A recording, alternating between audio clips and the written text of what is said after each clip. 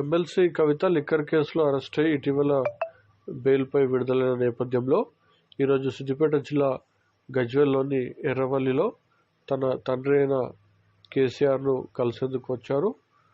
Erravalli farm house వద్ద కవిత మీడియాతో మాట్లాడుతూ న్యాయం గెలుస్తుందని, న్యాయం తన వైపు ఉంది కాబట్టి బెయిల్ వచ్చిందని తెలిపారు. అనంతరం ఫామ్ హౌస్లోకి వెళ్లి తన తండ్రి కేసీఆర్తో భేటీ అయ్యారు ఎమ్మెల్సీ కవిత.